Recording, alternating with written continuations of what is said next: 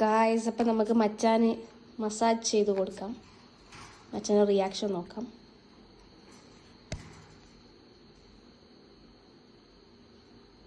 അതാ തല ഇവിടെ എത്തി. മസാജ് മസാജ് മച്ചാനെ സുഖം കൊണ്ട് ഇവിടെ എത്തി തല. ഗൈസ്, മുടി പോയിക്കണം ഇവിടെ വരുന്നുണ്ട്. നമ്മൾ പ്രോട്ടീൻ പൗഡർ കുടിക്കുന്നോണ്ട് വരുന്നുണ്ട്. പാവാണ് കേട്ടോ ഗൈസ്,